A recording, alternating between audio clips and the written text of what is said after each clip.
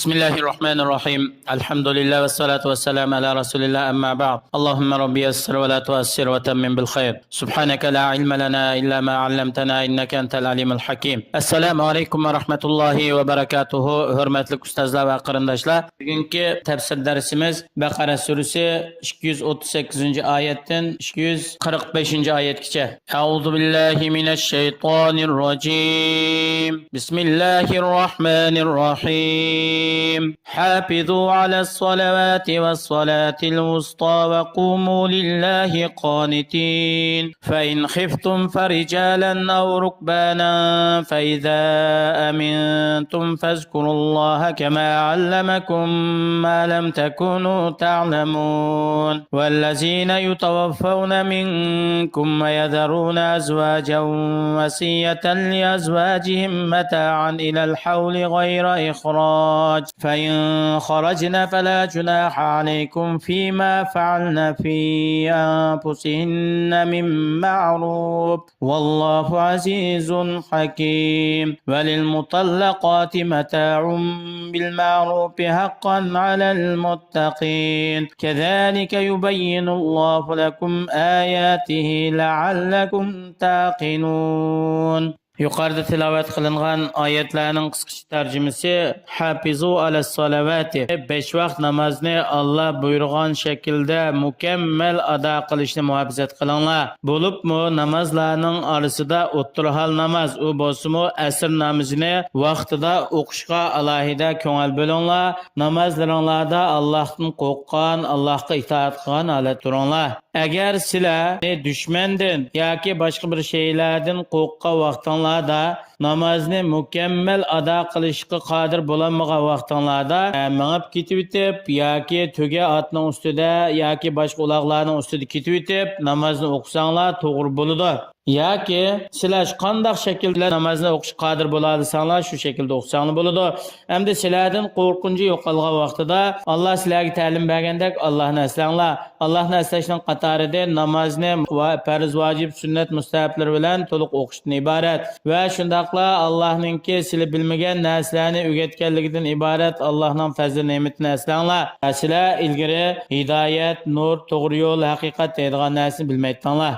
Sizlardan o'zi o'lib ketib tulqagan ayollar bo'lsa, ularga chiroylilikcha shu o'zining qolgan kishilarga tavsiya qilsin. Iddat ichida ularga turadigan joy qilib bersin va 1 yil to'liq nafiq bersin, ularni uydan chiqarib o'tmasin. O'lib ketgan erning merosxo'rlari shunday qilsin. Er o'lib ketgan ayollar iddatini mukammal 1 yil to'liqlashdan ilgari o'zligidan sirtqa chiqqan bo'lsa, er tarafdagi valilar sizlarga gunoh yo'q va ularning qilgan ishlar ya'ni girimlarni qilib xushbo'y narsalarni ishlatib iddat to'shqandan keyin chiqqan bo'lsa hijoblari bilan buningda gunoh bo'lmaydi. Alloh g'olibdir, hech qanday kuch Alloh g'olib kelolmaydi. Alloh bandalarning ishlarini bekitish, uni yo'lga qo'yishda va qonun prinsiplarida nihoyat hikmat bilan ish qiluvchidir.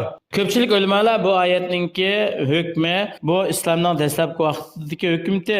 Keyingi vaqtida ya'ni vallazina yutawaffawna minkum va yazaruna azwajan yatarabbasna bi anfusihinna arba'ata ashhurin va ashra.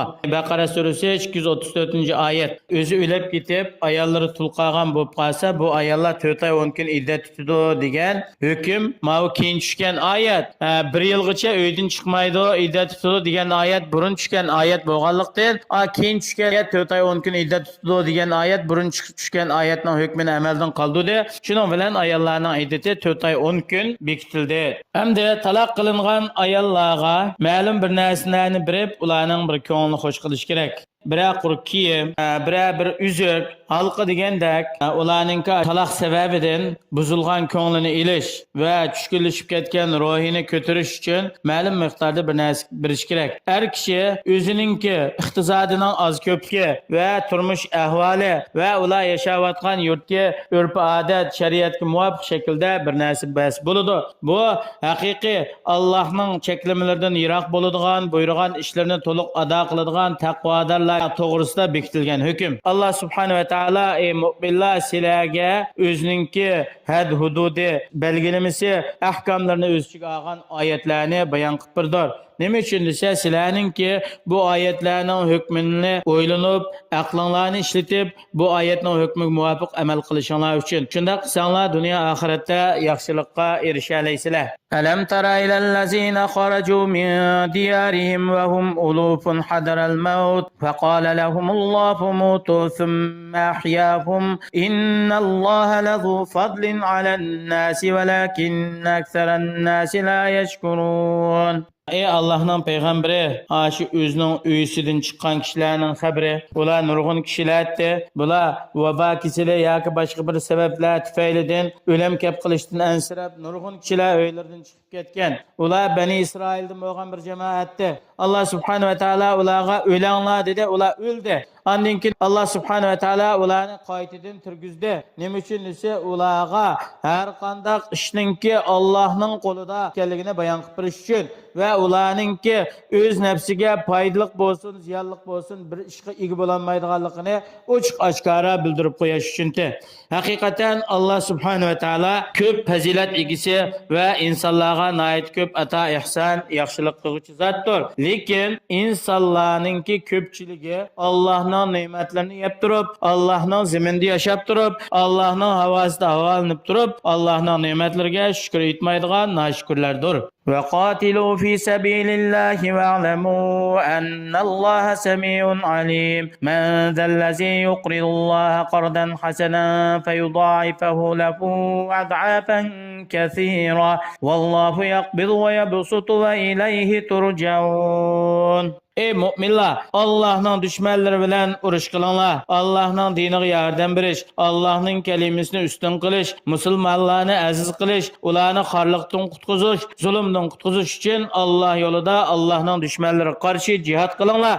Bilinler ki cezmen Allah subhanahu ve teala silahının sözlerini anlıqçı ve niyetlerini, maksatlerini, işbaliyetlerini bilgiçidir. Şunun asasen Allah subhanahu ve teala silahını kıyamet günü ceza mükafatlaydı. Kimki qarz beradigan yaxshi amallarni qiladi ekan, mollarini nihoyatda go'zal, yaxshi bir niyat bilan Allohning yo'lida sarf qiladi ekan, ko'ngli ko'ksidan chiqarib, rozi bo'lib, xursandlik bilan Alloh yo'lida sarf qildi ekan, bu odamga u mol nechasi ko'p bo'lgan holatda qaytidir. Alloh subhanahu va taolo go'yi kishilarga beradigan mol-mulk, rizq ishlarda ba'zilarga ko'p beradi, ba'zilarga oz beradi. Ba'zilarning tenini sog'lom qiladi va ba'zilarini kasalchan qiladi. Va uning g'ayridagi nurg'un ishlar Allohning hikmati bilan bo'ladi.